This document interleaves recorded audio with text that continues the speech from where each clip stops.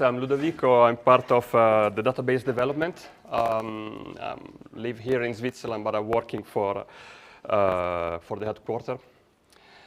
And I will talk about database direction. So sorry for giving a keynote in English here. I tried my best to learn German when I was working as a consultant for Swiss customers. That didn't work well. So the only thing that I can remember is, das ist nicht ein Problem mit der Datenbank. And that's the only thing that I can tell in German nowadays. So before talking about our strategic database directions, why we develop this, the stuff that we are developing in the database, what we have and what we want to have in the database, let me first do a small promotion. There are many events from the Swiss Oracle user group, and I really thank the Swiss user group for organizing these. We also happen to have some events for customers organized by Oracle. The next one that I know is next 21st September. It will be a cloud networking event.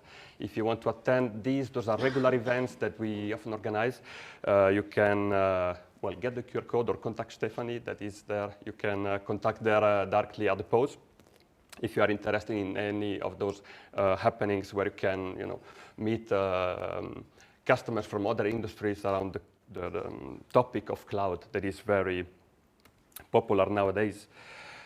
Regarding our data management vision, what we develop in the database and what we want to achieve, we want to make it simple to develop and run any type of applications, any type of workload inside the Oracle database with the traditional robustness of the Oracle database, but provide you with all the solutions that you need for your application development and give you, if possible, the best data platform.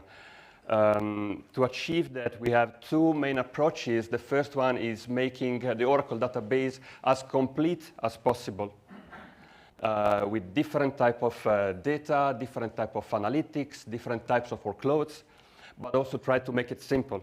So those are the two main axes that we are tackling in the Oracle database.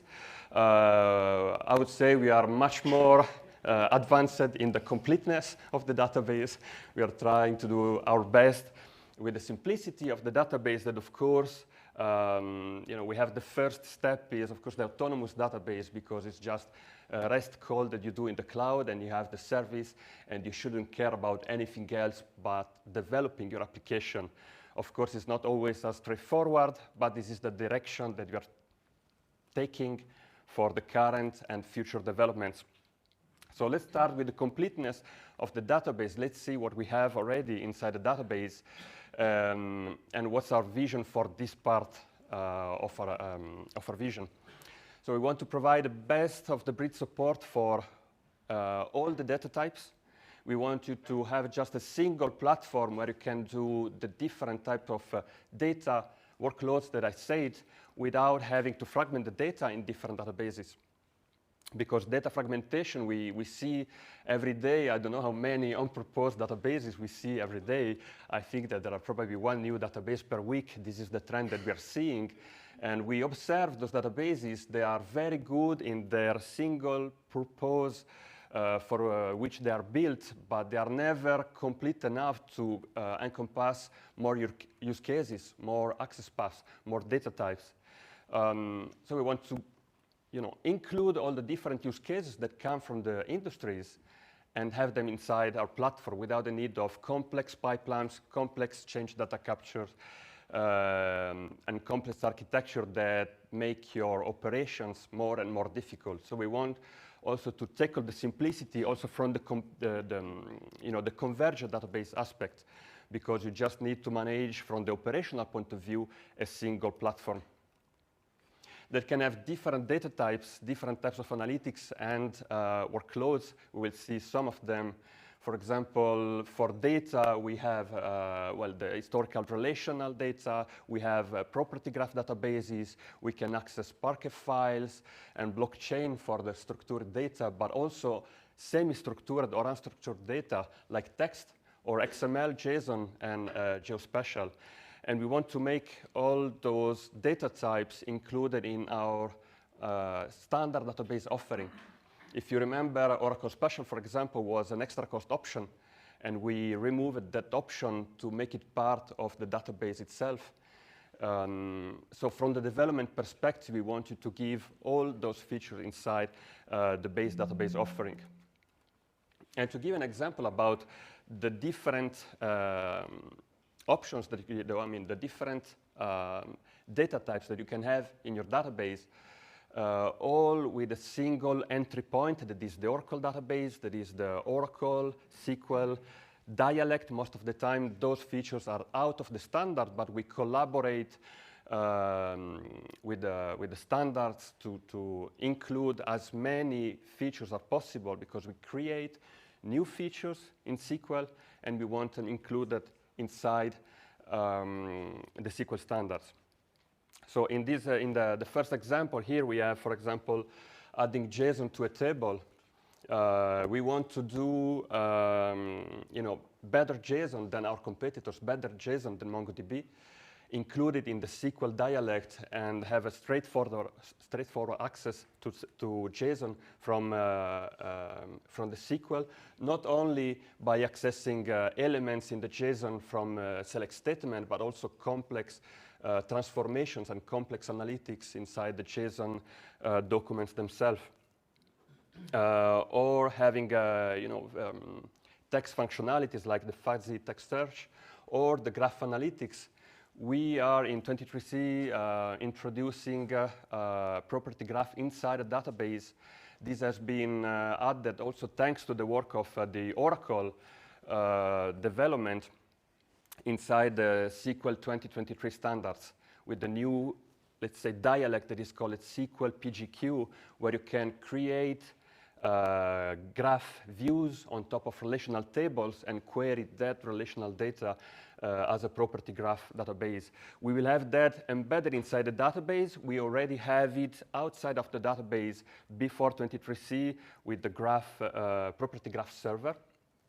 Some of you might know it, that is very popular in manufacturing industry, in financial services for fraud detection, in social analysis, every kind of graph analysis.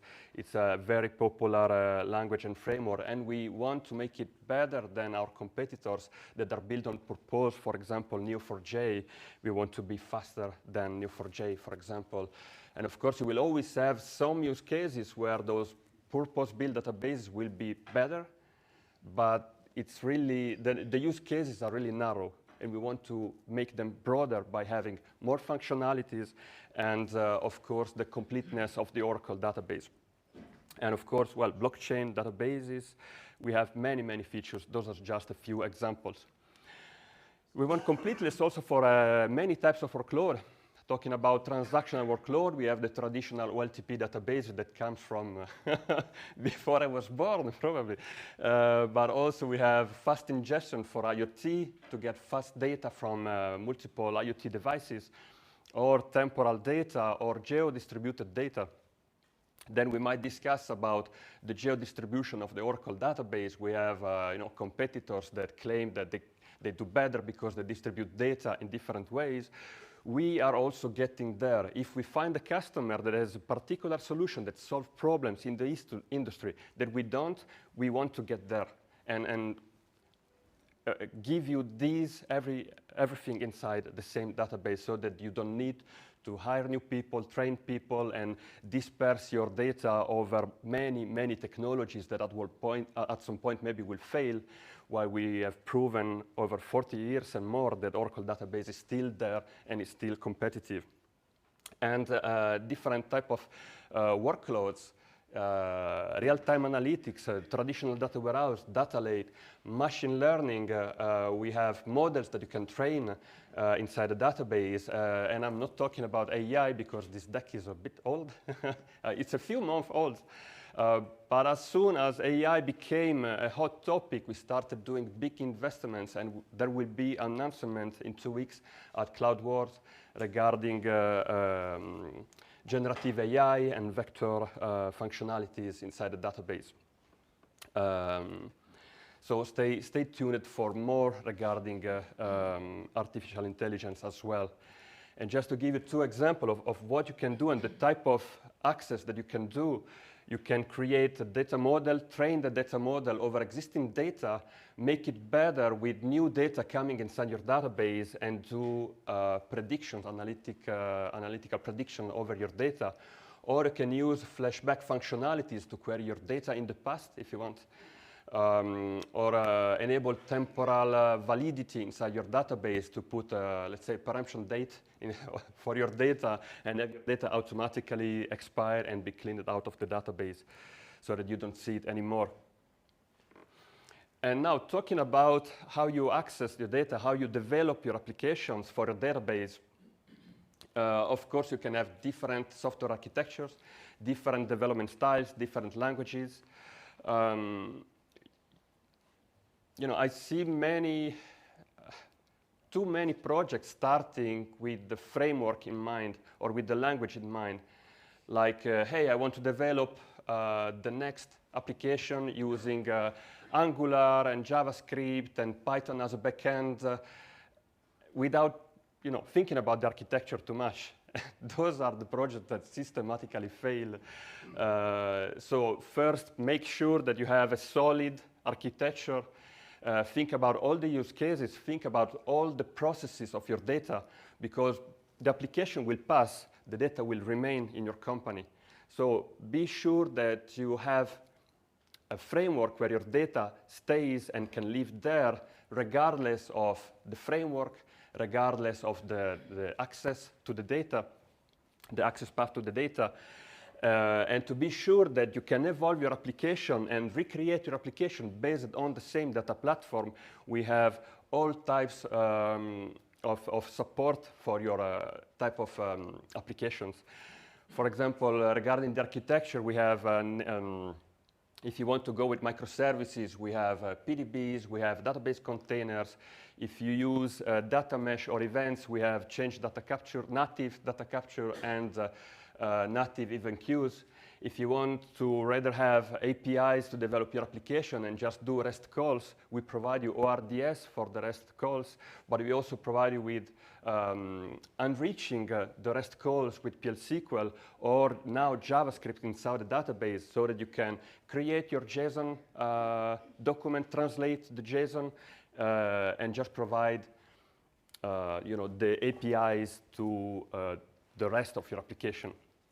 So it's a very convenient way to abstract the data from the application.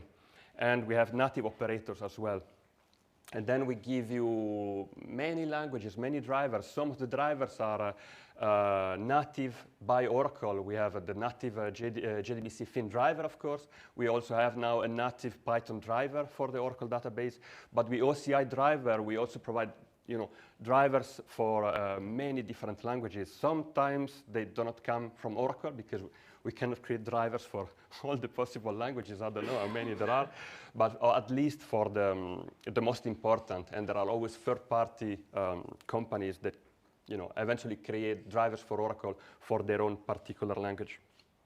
And of course, also several tools.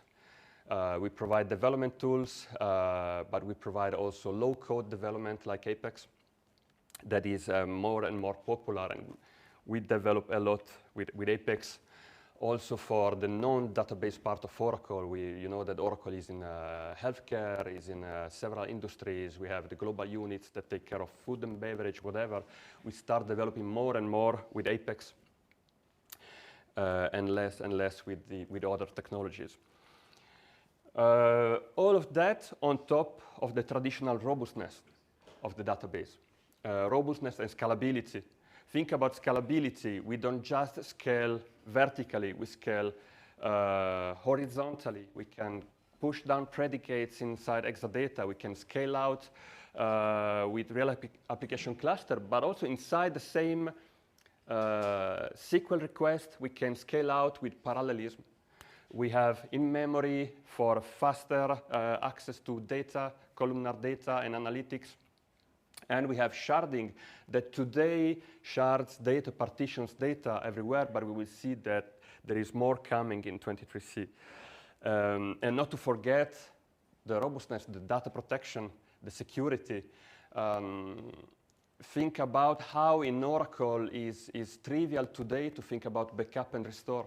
Arman is a solid solution, you don't get corruptions anymore. You don't get many problems anymore. If you switch to other databases, you will always have some problem at some point because, oh, you didn't know that you needed to quiesce your workload, or you didn't know that you need to do something else that might generate corruptions and data loss inside other databases. So we still give you a real application cluster, data guard for replication and site protection against site failures.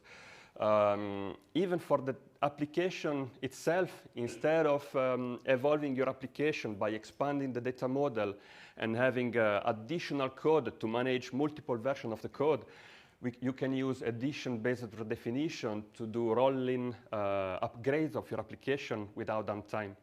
So those are features where we put a lot of effort to make sure that you can achieve no downtime, not only from the service availability perspective, but really from the user perspective. And of course, data security, that nobody talks about data security, so we skip it. No, I'm just kidding. Data security is super, super important, and we have teams dedicated to data security. We have the maximum security architecture blueprints. We have fine-grained auditing. We have a lot of stuff. I will not talk about it. I'm not the expert about security, but you know what I'm talking about. And just to give an example, there is a global payment processor that used to work with data center exclusively in the US. And mostly for performance purposes, they had to distribute the data and have an additional data center in India. Instead of going for other solutions, they just decided to implement sharding. So the fact is that add new functionalities of Oracle instead of replacing Oracle with something that cannot really cover all the functionalities of the Oracle database. That, of course, you can deploy in many ways, in the cloud, on premises, engineered system, third-party clouds, containers, and so on and so on. So that was for the completeness of the Oracle database. And you see that this is, most of the part is what we already have, but you don't see the part that we are still developing.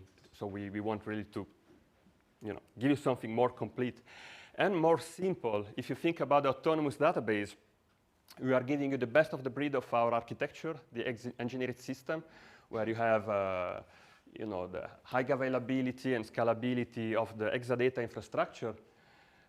We put a lot of automation inside the database, but also we put automation and machine learning in our data centers because we have the control of the stack.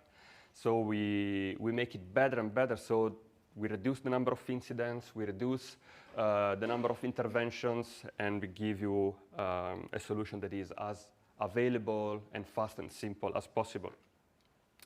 The autonomous database you can run in, of course, in the cloud. You can run in on Cloud at Customer. We have autonomous offerings for dedicated region and for Exadata Cloud of Customer. And if you want to use third-party clouds, well, you can implement multi-cloud configurations. We have the ODSA, the Oracle Database Services for Azure, if you want to connect with low latency from Azure cloud regions to an autonomous database in another OCI region. And analysts really like Oracle database. Whenever they do analysis on the Oracle database, Oracle is always the best or one of the best in every use cases. First in 4 out of 4 data analytics use cases in the cloud. And you see, it's always highest autonomous transaction processing as well. So you see analysts really like Oracle database, but customers as well like Oracle database. Now, I always hear complaints, and of course, probably being a product manager, it's easier to hear complaints about the database from customer, but actually what we look at the end is how many customers still implement and still have the Oracle database. So there are many, 98 out of 100 Fortune 100 globally use the Oracle database. Similar numbers for Exadata, for example. We are above 90% also for Fortune 100 running Exadata. And if you want to run, if you want to see customer references, we have a dedicated site for that, where you can see how many customers we have, how many customer references, and you can search for references for particular industries or particular products. Sadly, I don't think you will find many for the core database products because we kind of give them for granted, no? We don't need any reference about DataGuard, for example, because almost all customers use DataGuard. It should be a no-brainer to implement core database functionalities. But what about the pain points? So there are many, sadly, pain points, and most go around patching, upgrading, testing the upgrades, and of course the support. You know that I have access to some service requests, and sometimes, you know, jeez. We are doing our best. We are actually investing a lot in the quality. First, regarding the RUs, we are automating more tests. We are, you know, we automate the collection of data. We have the autonomous cell framework. We have TFA to give better insights of the database. And we are trying to ease the opening of service requests and possibly also the resolution of the service requests. We will have, by the way, an announcement regarding SQL plan management. We are making more automatic, more intelligent, if you want, SQL plan management against SQL plan regressions. We are introducing, so I will not go through everything because there is a lot of stuff, but we are introducing the monthly recommended patches that replace the release update revisions, where we put all the recommended patches on top of the release update every month. So if you need to fix something, instead of putting one-off patches here and there and then dealing with merges, you know this stuff if you work with the Oracle database, we are trying to collect all those recommended one-off patches every month so that you can follow a pattern instead of scattering one-off patches here and there. We have introduced Auto Upgrade, which is a much, much better and more automatic way of upgrading the databases and convert them to multi-tenant architecture. We give you real application testing so that you can test your upgrades. Basically, you capture your workload on your production database, and you replay the workload on your upgraded databases so that you can catch any issues, you can fix the issues before going production, and you can repeat the cycle again and again. And we have introduced the replay functionality also inside the autonomous database. So if you need to migrate your workload inside the autonomous database and you are unsure about, I don't know, the shape of the autonomous database, how much RAM, how many CPUs, or if you are just unsure that your current workload can run inside the autonomous database, well, you can replay and see that it's low. Maybe you can increase, you can tune your queries, and it can go fast, probably faster than your current application, on-premises application, by moving to autonomous in the cloud, because we have the Exadata functionalities. No? And then regarding the customer support, well, the pain points are the response time, the round trips between you and the support, or the unresolved service request. It's complex, but we are investing hard. Of course, it would be nice to have only engineers that are super experts. The problem is that if you consider yourself an expert, would you answer to sometimes trivial question every day to the customer? Probably not. If you're an expert, you would like to do engineering, If you are comfortable with fixing bugs in the code, at some point you will become developers. So it's normal that there is a turnover, and it's normal that at some point you end up on a junior engineer. But we are trying to make our knowledge base better. We are trying to automate more. As I said, with TFA, with autonomous health framework, and having more recommendations. And also more machine learning to resolve faster and do more with the database, with the support. Now, we talked about the completeness, we talked about the simplicity.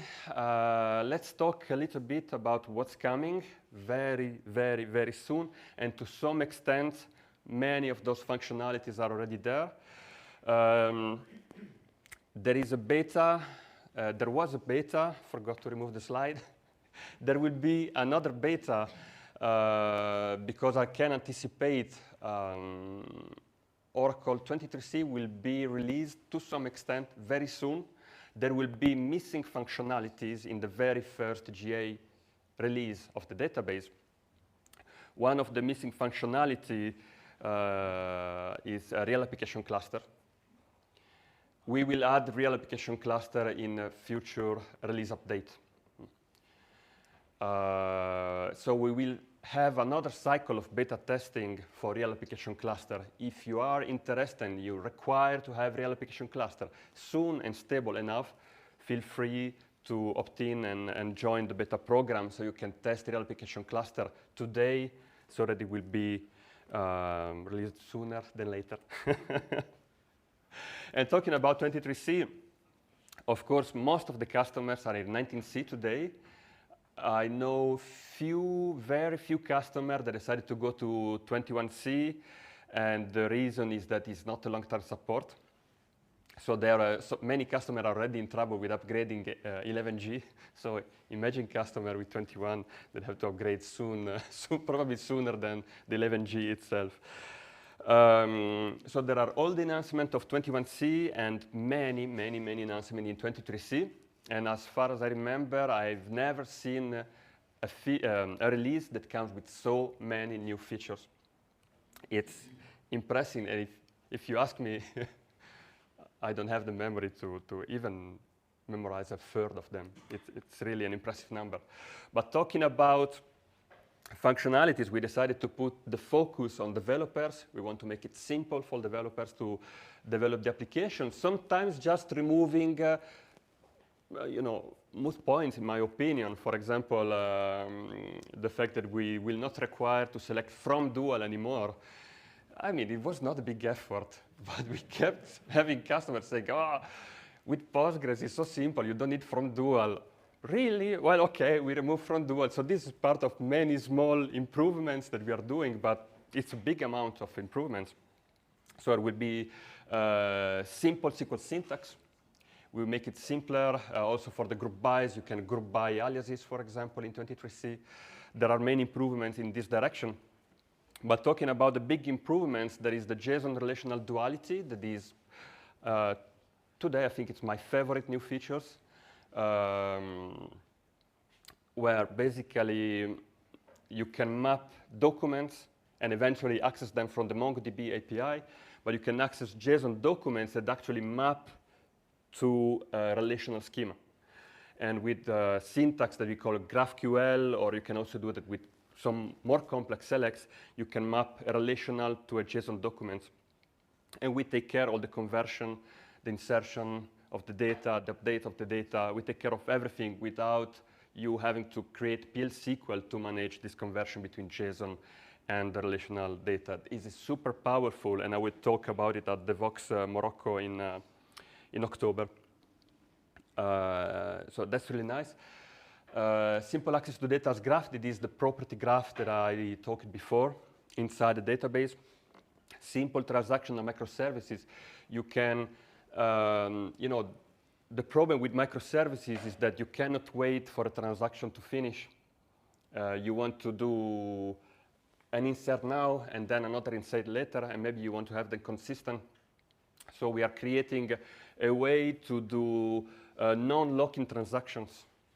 and make sure that you, by using tags, make sure that your subsequent update does not conflict with any other update coming from other sessions, for example. So these introduce the concept of optimistic locking inside the database if you want, but it works really well with microservices. Then we have an up-tier caching. This is conceptually similar to DataGuard. We create an instance without data file, without nothing. It's just an instance that connects to the primary database. And when you select data from this instance, if the data is in the cache, it will read it from the cache. If it's not in the cache, it will get the data from the primary, populate the cache, and serve your request from the cache. But the good point is that we update the cache using redo transport. So all the transactions that happen on the primary, we ship them to the cache, and the cache will automatically update the cache data without any data file, without nothing, so that when you rerun the same query against the same cache, without redoing the query on the primary, you have fresh data. This solves the problem of cache consistency, cache invalidation to a next level, but the access pattern is SQL. Okay, so if you want to cache any document, for example, you will need to create probably a document for that, so that the document is up to date for your application. Thinking about, for example, having MongoDB or Redis as a caching layer between your database and the application, now you can have this one that is automatically refreshed. And we have simple JavaScript development. Actually, it's a JavaScript development inside the database. You know, GraalVM is a very popular open source project developed by the Oracle Labs. We have Lucas here if you have any question about GraalVM. I think it's super nice technology.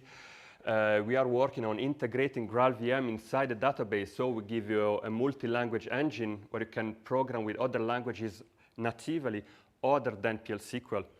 And JavaScript is just an example, but think about the huge ecosystem of Java libraries that you have out there that you can just fetch and include as a module inside the database, and work with JavaScript modules inside the database if you need to do complex data validations or complex data transformations or whatever inside the database.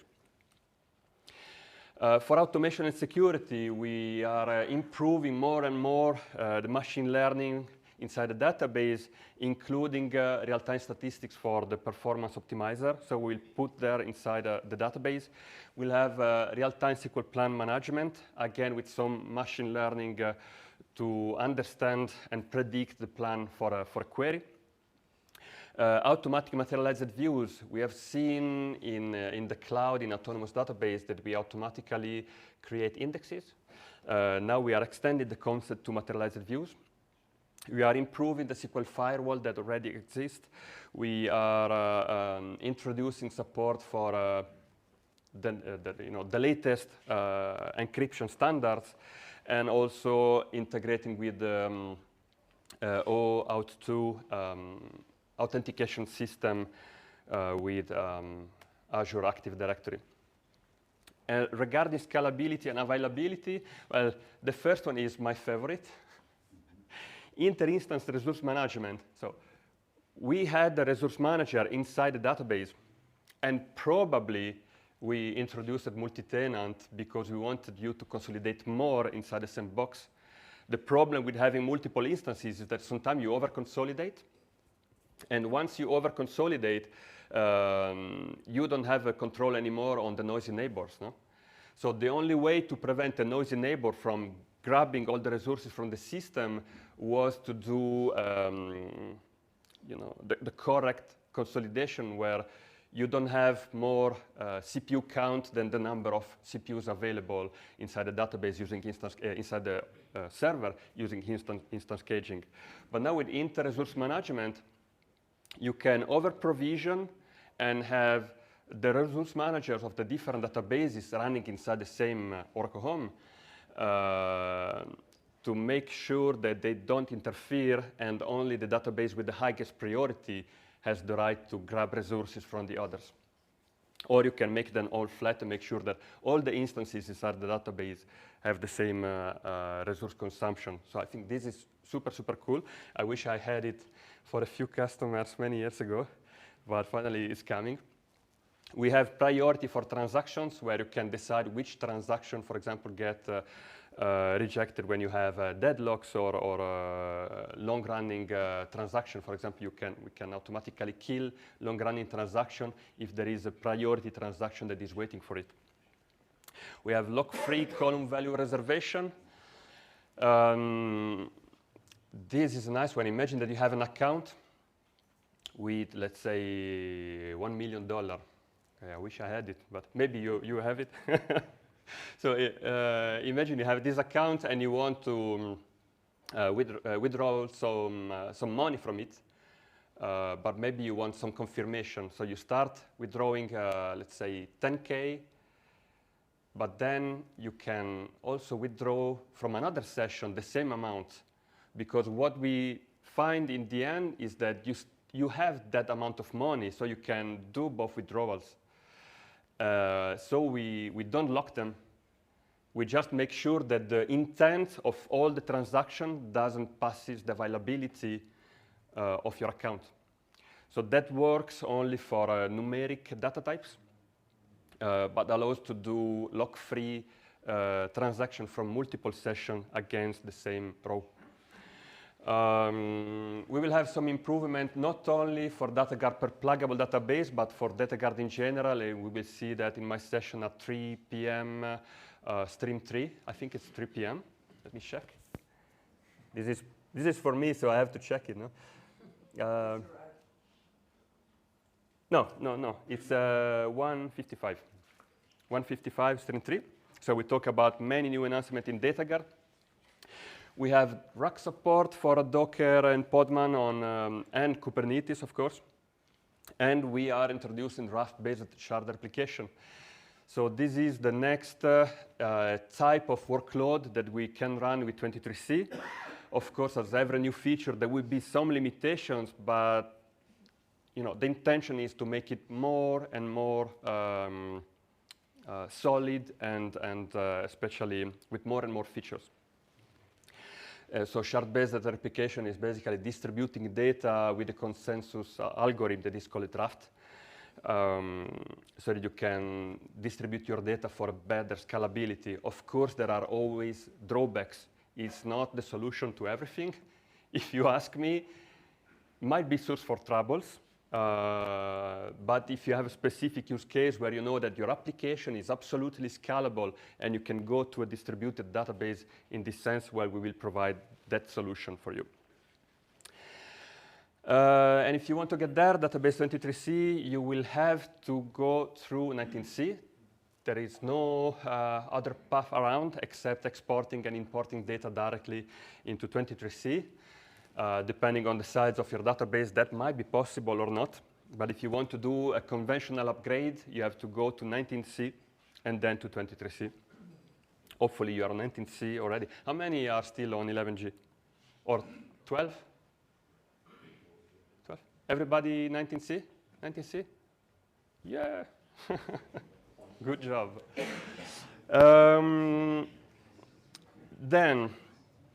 So everything will come very soon.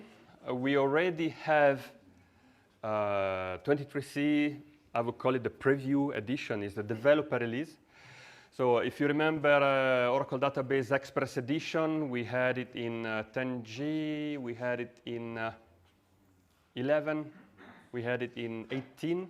We didn't have it for 12, we didn't have it for 19C, if I remember correctly.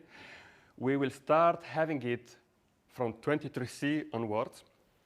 Well, we promised the same for 18C onwards, but that didn't happen exactly like that. So hopefully it will be there forever, for every release. And it's the free edition that you can use with some memory, CPU, and space limitations, of course, but for small application and for starting studies, the new functionalities is a very good entry point. So that is free. it's already there, 23C. You can download it as a Docker container, as an RPM. Probably there are more ways to get it. And it's based on the beta 2 drop. So when we opened the beta 2, we released this developer release that is still buggy, of course, because it's based on a beta version. But we will have another drop of this database 23C free based on the GA functionality. The GA functionality that we can without real application cluster, but it's not the problem for 23C free because it doesn't have rack anyway. So there is no problem with that. So if you want to try most of the features that I shown, you already have lock-free transactions, simple SQL syntax, and so on and so on. You can JSON relational duality. My demo for DevOps is based on this RPM that you can download. So as a summary, this is, I think you see the picture, no? You see what we are trying to achieve, giving you the probably final definitive data platform that doesn't matter the use case, doesn't matter the workload that you have. It's a valid, probably best or better than the competitors' data management platform for your applications. Try to make it simple with autonomous database, but of course also with other cloud services that make the deployment simpler and especially faster, because we already have the machines there. You just need to turn on the service. And with database 23C, we are really looking into developer-oriented features to make the Oracle database appealing again for developers, because it definitely was appealing years ago. And we missed some functionalities that made other databases more appealing for the developers. We want to catch this gap again, because we are convinced that in terms of functionalities, overall, it's the more complete database. If you want to try any functionalities, machine learning, whatever, you don't want to read much documentation, you don't want to bother much about reading and learning stuff, we have the live labs where you can provision labs on your tenancy or our sandboxes, or with always free in the cloud. And you can run tutorials, live labs, that guide you through the configuration and the functionality so that you can try it yourself, either for free, or if you have cloud credits, maybe you can use some of the credits for learning. That's all. If you have any question, I still have 5 minutes. Otherwise, I'm available at the pauses during the event. Thank you very much.